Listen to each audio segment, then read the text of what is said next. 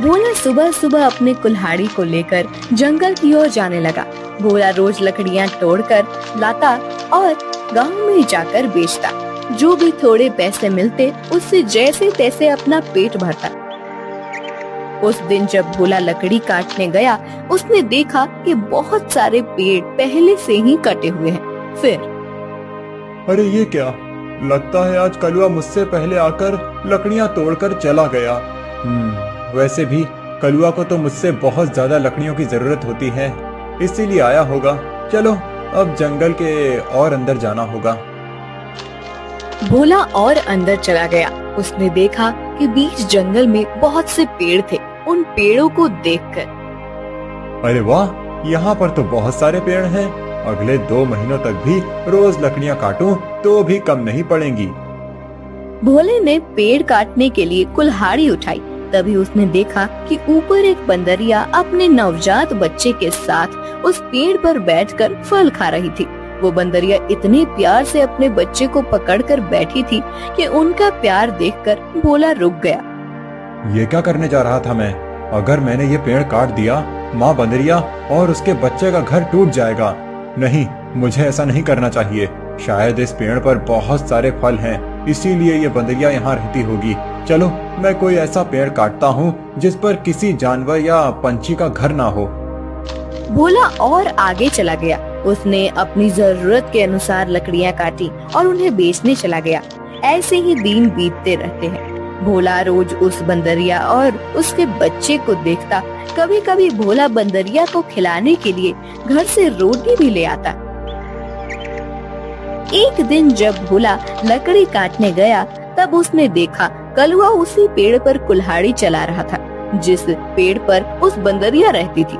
कलुआ को उस पेड़ को काटते देख, अरे कलुआ, ये क्या कर रहे हो? ये कैसा सवाल है? भगवान ने आंखों की जगह बटन लगाकर भेजा है क्या? दिखाई नहीं देता? लकड़ी काट रहा हूँ। वो तो मैं देख रहा हूँ कलुआ, लेकिन इस पेड़ की लकड़ी क्यों काट रहे हो? किसी और पेड़ की लकड़ी काटो। पेड़ पर देखो, एक बंदरिया का घर है, उसके साथ उसके नवजात शिशु भी हैं कलुआ। तो क्या हुआ? वो बंदरिया किसी और पेड़ पर चली जाएगी। इतने सारे पेड़ तो हैं। लेकिन कलुआ, लेकिन वेकिन कुछ नहीं। चल निकल जा यहाँ से। आया बड़ा मुझे सिखाने वाला। और सुन, इस पेड़ को तो पूरा मैं ही काटूंगा। ये ध्यान रखना, तुझे चाहिए तो कहीं और चला जा, नहीं तो ये देख रहा है ना कुल्हाड़ी, मुझे जरा सी भी देर नहीं लगेगी इस कुल्हाड़ी को तुझ पर चलाने में। कलुआ पेड़ काटने लगा। भोला बेचारा चाह कर भी कुछ नहीं कर पाया और आगे चला गया। दोपहर के समय जब भोला जंगल से लौट रहा था, तब सपने देखा कि कलुआ ने वो पूरा पेड़ काट डाला था। भोला को बहुत बुरा लग रहा था। तभी उसकी नजर पेड़ के एक बड़े लकड़ी के नीचे गई। वो बंदरिया उस लकड़ी के नीचे मरी पड़ी हुई थी। उसे देख भोला के आंखों में आंसू बहने लगे। भोला को लग रहा था कि शायद उसके बच्चे की भी मौत हो गई है। भोला उस बंदरिया के पास गया। तभी उसने देखा कि बंदरिया ने मरते हुए भी अपने बच्चे को अपने गोद में सुरक्षित रखा था। हे भगवान, तेरी महिमा अपरंपार है। इस बंदरिया ने मरते हुए भी अपने बच्चे को गोद में सुरक्षित रखा है। सच में माँ आखिर माँ ही होती है। लेकिन अब इस बच्चे का क्या होगा? कलुआ भी कितना दुष्ट है। मैंने बताया था उसे इस पेड़ पर इस बंदरिया का घर है, लेकिन उसने मेरी बात नहीं सुनी। फिर भोला ने गड्ढा खोदकर बंदरिया के शव को उस गड्ढे में डाल दिया। फिर उसके बच्चे को अपनी गोद में उठाकर अपने साथ उसे घर ले आया। उस दिन एक बात से भोला अपने छोटे भाई की तरह उस बंदर को साथ रखने लगा। एक दिन भोला लकड़ी काटने गया था। तब, क्यों भोला, सुना है तूने किसी बंदर को पाल रखा है? अरे खुद का पेट तो तुझसे भरता नहीं, अब उस बंदर को क्या खिलाएगा? वो वही बंदर है कलुआ, जिसकी माँ के तुम हत्यारे हो। मैंने तुम्हें कहा था कि उस पेड़ पर उस बंदरिया का घर है, फिर भी तुमने वो पेड़ काट दिया। वो बंदरिया पेड़ से गिरकर मर गई, इसीलिए मुझे इंसानियत के नाते उस बंदर को अपने साथ ले जाना पड़ा। अगर मैं उसे नहीं ले जाता तो इस जंगल में ऐसे ही उसकी मौत हो जाती। हाँ तो तू बड़ा दयावान है ना। सारी दुनिया की इंसानियत और अच्छाई एक तुझ में ही भरी हुई है ना। कलुआ, मेरी तुमसे विनती है कि आगे से तुम कोई भी पेड़ काटते समय थोड़ा ध्यान दो कि किसी जानवर पंछी का घर न टूटे। ए भोला, मैंने पहले भी एक बार तुझसे कहा था कि तू मुझे मत सिखा। जब तूने कुल्हाड़ी हाथ में लेना सीखा था ना, उसके कई साल पहले से मैं लकड़ी काट रहा हूँ। तू कौन होता है मुझे सिखाने वाला? रुक, तुझे अभी मजा चखाता हूँ। ऐसा कहकर कलुआ ने भोला को पीटना शुरू कर दिया। उसे पीटने के बाद भोला को उसने चेतावनी भी दी कि आगे से अगर वो इस गांव में लकड़ी काटने के लिए आएगा तो उसे अपनी जान से हाथ धोना पड़ेगा। बेचारा भोला घर आ गया और बंदर से बात करने लगा। चलो दोस्त, अब इस गांव से हमारा दाना पानी उठ गया है। उस कलुआ ने मुझे पीटकर साफ साफ चेतावनी दे दी है। अब अगर जान बचानी है तो इस गांव को छोड़कर जाना ही बेहतर होगा। चलो, हम कहीं और जाकर हमारी अपनी दुनिया बसाएंगे। भोला बंदर को अपने कंधे पर बिठाकर गांव से कहीं दूर जाने के लिए निकल गया। दिन बीत रहे थे और भोला दर बदर भटकते हुए काम की तलाश कर रहा था। ना तो उसे काम मिल रहा था और ना उसके रहने का कोई ठिकाना था। जैसे तैसे अपने लिए और बंदर के लिए वो एक वक्त का खाना जुटा पा रहा था। एक दिन ऐसे ही वो थक कर एक पेड़ के नीचे बैठा हुआ था। बंदर उसकी गोद में सोया हुआ था। तभी वहाँ एक योगी बाबा आए। प्रणाम योगी बाबा। कल्याण हो पुत्र। एक बात बताओ, तुम इस बंदर को ऐसे गोद में लेकर क्यों बैठे हो? बाबा, इसने अपनी माँ को खो दिया है। इसका इस दुनिया में कोई नहीं है, इसीलिए मैं इसे अपने साथ अपने घर ले आया था। लेकिन हमारे गांव के एक गुंडे की वजह से मुझे गांव छोड़ना पड़ा। अब मैं काम और सर पर छत ढूंढते हुए दर दर भटक रहा हूँ। पुत्र, तुम्हारा हृदय सच में कोमल है। तुमसे किसी का भी दुख नहीं देखा जाता। तुमने इस अनाथ बंदर की जिम्मेदारी लेकर इसे एक परिवार दिया है। तुम अगर चाहो तो मेरे साथ मेरे आश्रम में रह सकते हो। मेरे आश्रम में मेरे कुछ शिष्य रहते हैं और कई बार कितने साधु भी आते हैं। उनके भोजन और रहने की व्यवस्था की जिम्मेदारी अगर तुम उठाओ तो मुझे बहुत आनंद होगा। ये तो मेरी खुशनसीबी है बाबा। मुझे आपके साथ रहने में सचमुच खुशी होगी। लेकिन बाबा, मेरा ये बंदर भी मेरे साथ आएगा। मैं इसे कहीं नहीं छोड़ सकता। हाँ पुत्र, तुम इसके साथ आ सकते हो। भोला बाबा के साथ उनके आश्रम चला गया। भोला अब योगी बाबा के आश्रम में सफाई, भोजन व्यवस्था, हवन की सामग्री ले आना, बाबा जी के शिष्यों की सहायता करना, ऐसे सारे काम करने लगा। भोला का बंदर हमेशा उसके साथ रहता था। योगी बाबा भोला का काम और उसकी काम के प्रति निष्ठा देखकर खुश थे।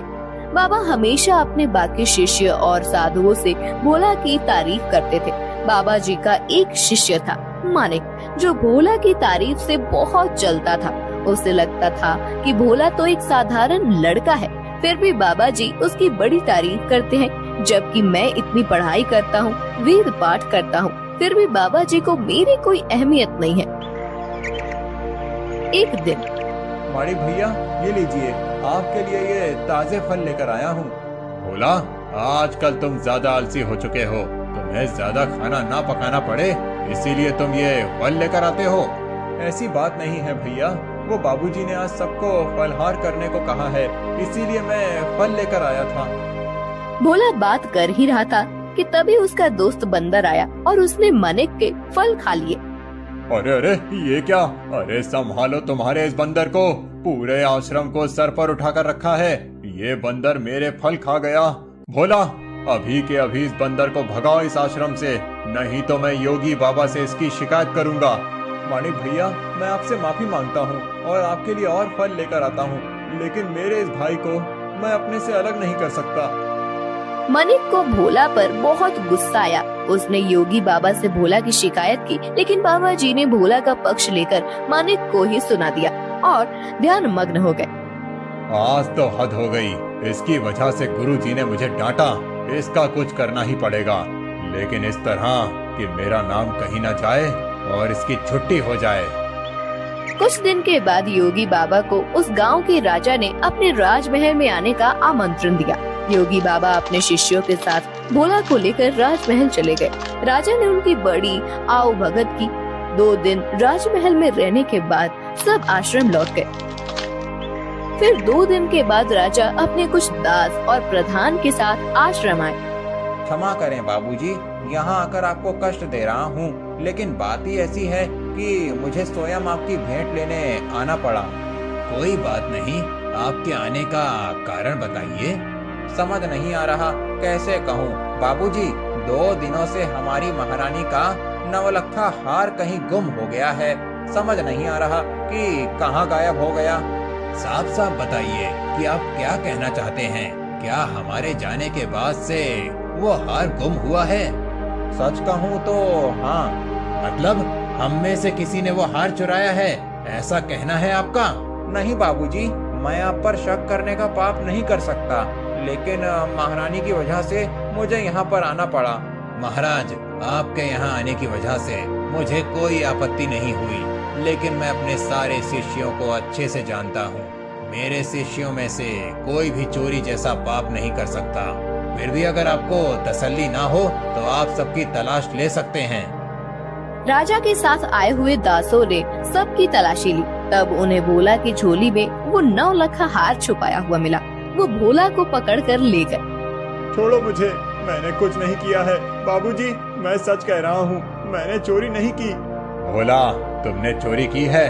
मैं सोच भी नहीं सकता था कि तुम इतनी गिरी हुई हरकत कर सकते हो।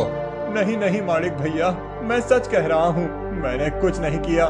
मैंने उस हार को देखा भी नहीं था।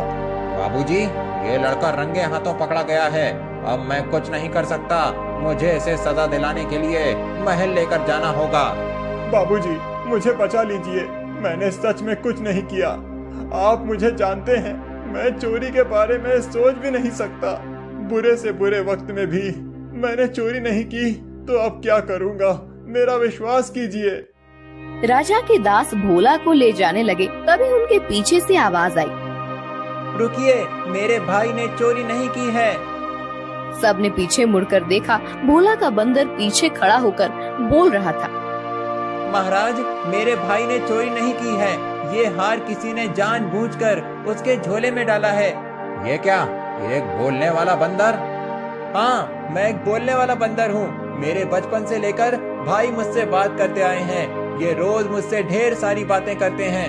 उन्हें बोलते हुए देख और उनकी बातें सुनकर ही मैंने बोलना सीखा है। मैं दावे के साथ कह सकता हूँ, मेरे भाई ने चोरी नहीं की है। अच्छा, तो तुम दावे के साथ कह रहे हो, तो तुम्हें ये भी पता होगा कि ये हार जानबूझकर इसकी झोली में किसने डाला? हाँ, मुझे पता है। इस माड़िक ने मेरे भाई के झोले में वो हार डाल दिया था। क्या तुम सच बोल रहे हो? नहीं नहीं बाबूजी, ये झूठ बोल रहा है। मैंने सच में चोरी नहीं की है। तुम्हारी लड़खड़ाती हुई जुबान ने सब सच कह दिया है माड़िक। मैं कभी सोच ही नहीं सकता था कि तुम ऐसा करोगे। सच सच बताओ, तुमने चोरी क्यों की? और उसका इल्जाम बेचारे भोला पर डालकर क्या करना चाहते थे तुम? मानिक ने अपनी जलन के बारे में सब सच सच बाबा जी को बता दिया। महारानी के हार की चोरी के जुर्म में मानिक को पकड़ लिया गया। फिर भोला, तुम्हारा ये बंदर सच में बड़े काम का है। ये हमारे राज्य की बड़ी मदद कर सकता है। मैं चाहता हूँ कि तुम इसके साथ हमारे राज्य के गुप्तचर बन जाओ और हमारे शत्रुओं की गतिविधियों पर नजर रखो। इस बंदर पर किसी को शक नहीं होगा और तुम आसानी से सब पर नजर रख पाओगे। इस काम के बदले में तुम्हें बहुत धन दिया जाएगा। राजा जी की बात भोला को सही लगी। योगी जी ने उसमें हामी भरी। भोला अब राज्य का पहला ऐसा गुप्तचर बन गया जिसका साथ ही एक बंदर था।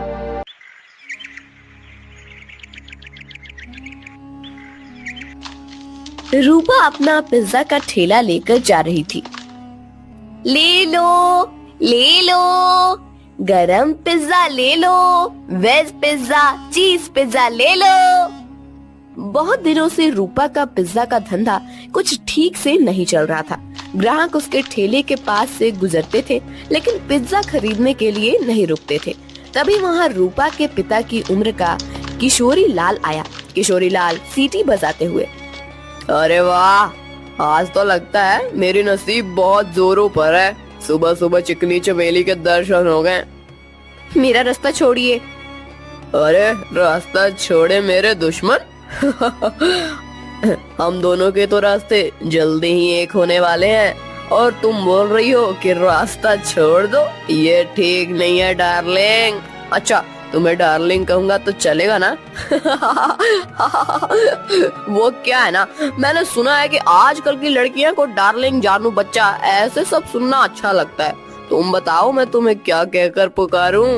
कोई जरूरत नहीं है मुझे किसी भी नाम से पुकारने की, जाने दीजिए मुझे। रूपा रास्ता बदलकर जाने लगी। तभी किशोरीलाल ने रूपा का हाथ पकड़ लिया। छोड़ो मेरा हाथ, छोड़ो। अपनी बेटी की उम्र की लड़की का हाथ पकड़ने में शर्म नहीं आती तुम्हें किशोरीलाल? किशोरीलाल नहीं, सुनिए जी कहकर बुलाओ मुझे, और मुझे शर्माने की जरूरत नहीं है। शादी होने वाली है हमारी। तुम्हारी उस जुआरी बाप ने मुझसे कर्जा लिया था, कर्जा नहीं चुका पाया, इसलिए अपना घर उसने मेरे नाम पर दिया। ये तो मेरी रहमत समझो कि मैंने तुम लोगों को घर से बाहर नहीं निकाला। ये करके भी वो रुका नहीं, फिर से जुआ खेलने के लिए मुझसे पैसे लिए और कहा कि अगर पैसे नहीं चुका पाया तो मेरी बेटी से शादी कर लेना। अब एक तो तुम्हारे बाप को कहो कि मेरे पैसे लौटाए, नहीं तो तुम मुझसे शादी करने के लिए तैयार हो जाओ। हाँ। रूपा मायूस होकर घर चली आई। उसने अपनी माँ भारती को रोते हुए सब बात बता दी। तभी रूपा के पिता, अरे सही तो कह रहे थे सेठ, तुम्हारे तो नसीब खुल गए हैं कि इतने अमीर आदमी से तुम्हारी शादी होगी। नहीं बापू, मैं इतने बड़े आदमी से शादी नहीं करूंगी, चाहे कुछ भी हो जाए। और माँ, आज के बाद मैं नहीं जाऊंगी पिज्जा का ठेला लेकर। रूपा अंदर जाकर रोने लगी। अगले दिन से भारती पिज्जा बेचने जाने लगी। कुछ दिन हो गए, लेकिन फिर भी जितनी जरूरत थी उतना धंधा नहीं हो रहा था। भारती बहुत परेशान हो गई थी। दिन भर पूरे गांव में घूमने के बाद रात को भारती घर जा रही थी। वो एक जगह पर बैठ गई। हे भगवान, और कितनी परीक्षा लोगे हमारी? इतनी मेहनत करके भी पैसे हाथ में नहीं आते। पति है जिसे जुआ खेलने से फुर्सत नहीं मिलती। एक लौती बेटी है, इतनी रूपवती है, लेकिन उसके पीछे वो किशोरीलाल पड़ा है। मेरी बेटी को उस किशोरीलाल के चंगुल से कैसे बचाऊं? पता नहीं ये पिज्जा का धंधा क्यों चल रहा है। अगर पैसे नहीं मिले तो क्या करूंगी? भारती अपने आप से बात कर रही थी। तभी उसके पास एक बूढ़ी दादी आकर बैठ गई। क्या हुआ बेटी, क्यों रो रही हो? क्या बताऊं अम्मा, मेरे जीवन में इतनी परेशानियां हैं कि क्या कहूं। भारती ने अपनी राम कहानी बूढ़ी अम्मा को बताई। बेटा ये लो, कल से तुम ये मसाला डालकर पिज्जा बनाना। देखना, इस जादुई मसाले से जो पिज्जा बनेगा उसका स्वाद के चर्चे दूर दूर तक होंगे। जल्द ही तुम्हारी सारी परेशानियां दूर हो जाएंगी। भारती को वो मसाला देकर बूढ़ी अम्मा गायब हो गई। अगले दिन भारती ने उस जादुई मसाले से पिज्जा बनाया। अरे वाह माँ, आज तो पिज्जा की खुशबू बहुत अच्छी आ रही है। मैं एक खाकर देखूं?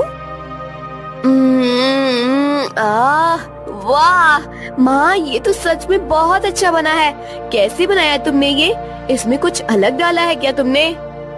हाँ, कल रात को ये थक कर उस पुराने खंडर के पास बैठी थी, तभी वहाँ एक बूढ़ी अम्मा आई थी। मैं बहुत परेशान होकर रो रही थी। तभी उन्होंने मुझे मेरे रोने का कारण पूछा।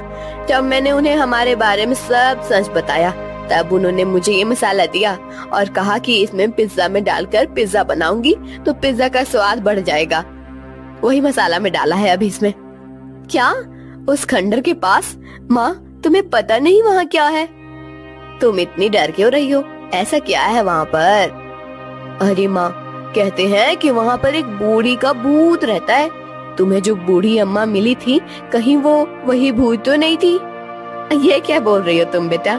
कल मेरी मुलाकात एक भूत से हुई थी, लेकिन उसे देखकर ऐसा लग तो नहीं रहा था। लेकिन माँ, ये तो सोचो कि कोई सामान्य औरत तुम्हें जादुई मसाला कैसे देगी? हो ना हो वो जरूर कोई भूत ही होगी। अब वो कोई भी हो, क्या फर्क पड़ता है? अगर उसके इस मसाले की वजह से हमारे पिज्जा की बिक्री बढ़ गई तो अच्छी ही है ना। सोचो, हम उस किशोरीलाल के सारे पैसे चुका देंगे तो उसे तुम्हारा पीछा छोड़ना होगा। हाँ, ये बात तो है। सिर्फ एक बात याद रखना, किसी को कानो कान खबर ना हो कि हमें किसी भूतनी ने जादुई मसाला दिया था। भारती अपना ठेला लेकर निकल पड़ी। जादुई पिज्जा की महक पूरे गांव में फैल रही थी। अरे भारती, आज तो बहुत बढ़िया खुशबू आ रही है तुम्हारे ठेले से। जरा एक दो पिज्जा खिलाओ तो। भारती ने लालचंद को गर्मा गर्म पिज्जा सॉस के साथ दिया। लालचंद पिज्जा खाने लगा। अरे वाह क्या स्वाद है, वाह वाह मजा आ गया। भारती क्या खूब पिज्जा बनाया है, आज तुमने सच में दिल खुश हो गया। वैसे तो मुझे ये पिज्जा विज्जा कुछ खास पसंद नहीं है, ये तो सारे नए जमाने के चोचले हैं, लेकिन उसकी सुगंध इतनी अच्छी आ रही थी कि मेरा जी मचल गया। ओह ये लो पैसे, और एक काम करो 4 पिज्जा पैक करके देना, घर पर ले जाता हूँ, बच्चों को बहुत पसंद आया। लालचंद की आवाज सुनकर कुछ और लोग वहां आ गए और पिज्जा खरीदने लगे। भारती बहुत ज्यादा खुश हो गई क्योंकि आज उसकी बोनी ही एकदम बढ़िया हो गई थी। कुछ देर के बाद भारती गांव से होकर कॉलेज पर चली गई। कॉलेज के बहुत सारे बच्चों ने पिज्जा खरीदा। दोपहर तक सारे पिज्जा खत्म हो गए। भारती घर आ गई। माँ इतनी जल्दी आ गई आज? अरे पूछो ही मत, आज तो गजब हो गया, सच में उस मसाले ने तो कमाल कर दिया। जब मैं यहाँ से निकली थोड़ी दूर पर लालचंद सेठ मिल गए। पिज्जा की खुशबू से गीचे चले आए। 2-3 पिज्जा खा लिए उन्होंने और 4 पैक करके घर ले गए। इतनी तारीफ कर रहे थे पिज्जा की कि क्या ही बताऊं। उनकी आवाज सुनकर कुछ और गांव वाले आए और उन्होंने भी पिज्जा खरीद लिया। आज तो बहुत अच्छी बोनी हो गई थी। फिर मैं कॉलेज पर चली गई। वहाँ भी बच्चों की खाने की छुट्टी हुई थी, क्या कहते हैं उसे, हाँ रिसेस। बहुत से बच्चे बाहर आए और पिज्जा लेकर चले गए। सारे पिज्जा खत्म हो गए। अरे वाह, मतलब भूतनी ने दिए हुए मसाले ने आपका काम कर दिया।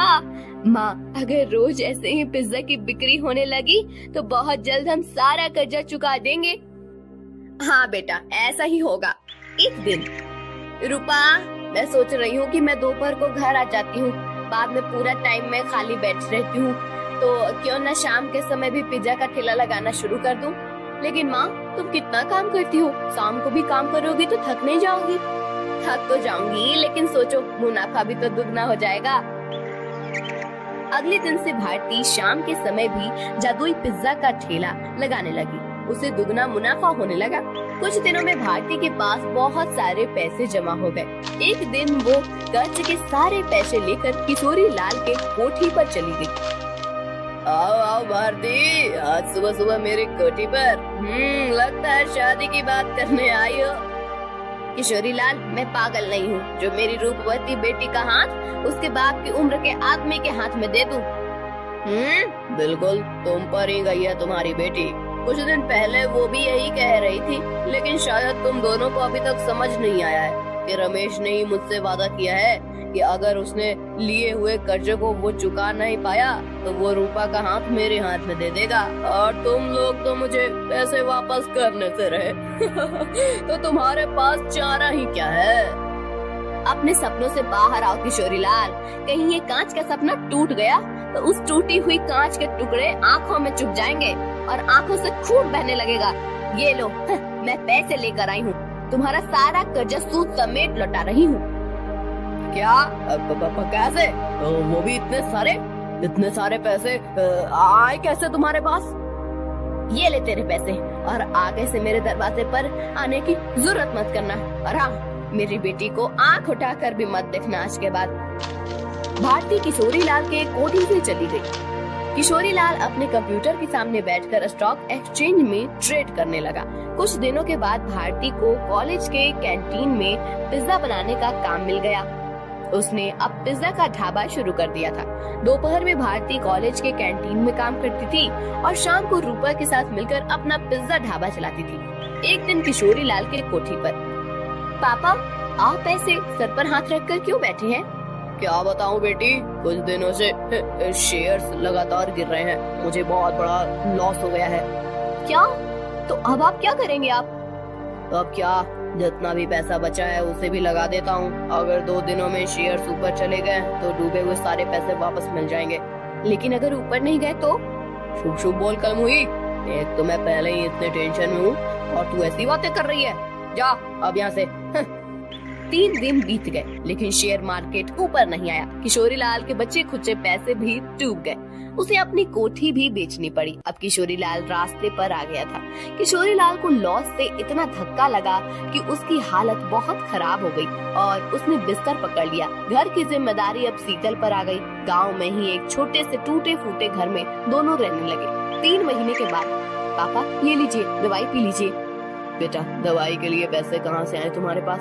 पापा, मैं एक जगह करती हूँ, उससे जो पैसे आते हैं उसी में दवाई लेकर आई हूँ। और पापा, मैंने इस घर का किराया भी दे दिया है और खाने के लिए राशन भी भर दिया है। अब आप सो जाइए, मुझे काम पर जाना है। ये सब उस भारती की वजह से हुआ है। जिस दिन से वो आकर मुझे खरी खोटी सुना कर गई, उसकी बेटी भी हाथ से चली गई। मैं छोड़ूंगा नहीं उस भारती को। पापा, अब तो समझिए, इसमें भारती चाची की कोई गलती नहीं है। रूपा मेरी उम्र की है। उसके साथ शादी की बात करने के बारे में सोचते हुए आपको ही शर्म आनी चाहिए थी। कौन सी माँ चाहेगी कि उसकी बेटी की शादी ऐसे आदमी से हो? मुझे बहुत दया आ रही है उन पर। दया तो उन्होंने हम पर दिखाई है पापा। मैंने आज तक आपको बताया नहीं, लेकिन हमारा घर जो चल रहा है ना, वो उनकी वजह से है। मैं भारती चाची के ढाबे पर ही काम करती हूँ। क्या सच? हाँ पापा, आपने उनके साथ इतना बुरा किया, उनका घर ले लिया, फिर भी उन्होंने हमारे बुरे वक्त में हमें सहारा दिया है। किशोरी लाल शीतल की बात सुनकर हक्का बक्का रह गया।